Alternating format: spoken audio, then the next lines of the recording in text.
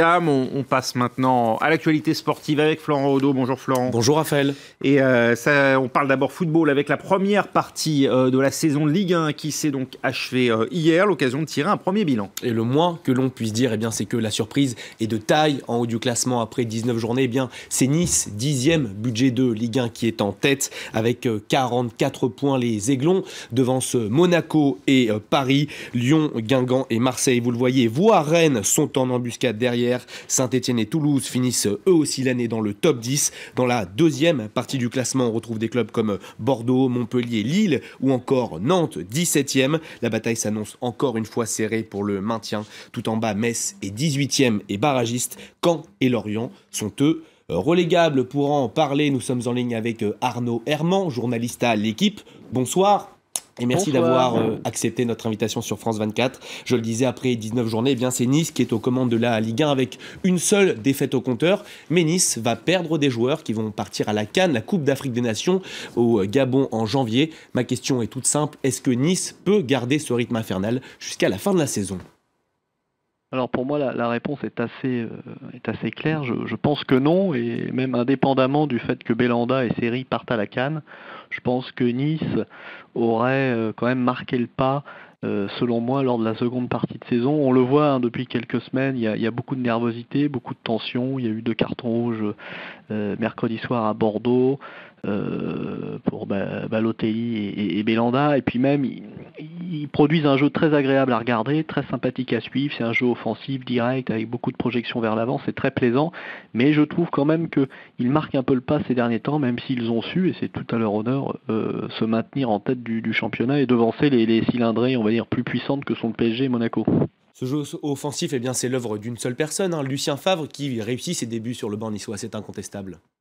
Oui, c'est un très bon entraîneur. Il avait une excellente réputation. Alors, il a beaucoup œuvré en Allemagne, en Bundesliga, qui est un championnat extrêmement spectaculaire, à Mönchengladbach, je crois, et Schalke, où il a eu des bons résultats également. Donc, c'est pas une surprise finalement que Lucien Favre réussisse. Ce qui est une surprise, c'est que Nice soit en tête. Après, il profite aussi, et ça, il faut le rappeler, parce qu'on est souvent présent ou là pour critiquer les entraîneurs français et louer les entraîneurs étrangers, mais il profite aussi du très bon travail fait par Claude Puel lors des dernières saisons à Nice, et notamment la saison dernière, puisqu'il avait emmené l'équipe en Ligue Europa via un très bon championnat.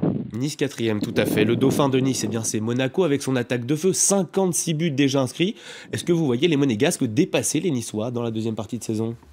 Oui, ça va dans le sens de ma première réponse. Je pense que Nice va être doublé à terme par le Monaco et le Paris Saint-Germain. Après, est-ce que qui sera champion ? Aujourd'hui, j'ai envie de dire que même s'il y a eu, on va dire, 2 derniers matchs poussifs pour les Monégasques, la défaite à domicile face à Lyon, dans un contexte un peu particulier, puis le match hier, mercredi, face à Caen, qui s'est gagné de justesse, je trouve que la dynamique est quand même beaucoup plus favorable à Monaco, ne serait-ce que parce que c'est une équipe qui peut marquer 3, 4, 5 buts quasiment à tous les matchs. Et ça, c'est un atout. Alors après, il faudra voir aussi un petit peu sur la durée comment ils vont gérer à la fois le championnat et la pression inhérente au fait de jouer le titre ou la première place, et puis cumuler ça avec peut-être une aventure en Ligue des Champions, puisqu'on sait qu'en 8e, ils affronteront Manchester City.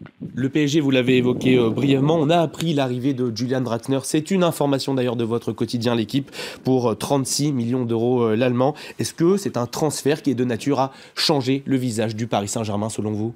Alors, c'est un petit peu ambigu, et de ma part, je vais vous dire oui, parce que effectivement Draxler est un joueur plein de talent, très talentueux, très, très fort, capable de faire des différences exceptionnelles.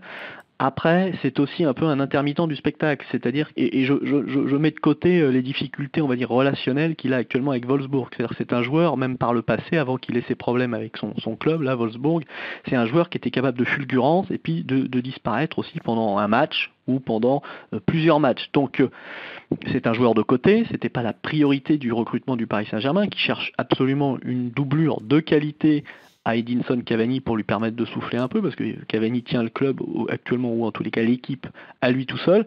Donc oui, c'est un bon recrutement, sauf que le PSG a déjà beaucoup de joueurs de couloir, Di Maria, Lucas, Pastore dans une moindre mesure, Ressé, Ben Arfa. C'est un joueur de plus, peut-être qu'il va booster l'équipe, mais si c'est juste pour faire un peu comme les autres ou aussi mal ou aussi bien que les autres, ça n'aura pas grand intérêt. Merci beaucoup Arnaud Armand, journaliste à l'équipe et spécialiste du Paris Saint-Germain. Merci beaucoup d'avoir été avec nous. Bonne soirée. Et c'est ainsi que s'achève ce journal des sports avec vous, Florent Rodeau. Merci. Merci à vous, Raphaël. Restez avec nous. On se retrouve dans un instant pour un nouveau journal. Et puis le débat aujourd'hui consacré aux relations Turquie-Russie, le jour même donc de l'enterrement à Moscou de l'ambassadeur russe à Ankara, tué lundi. C'est dans un instant.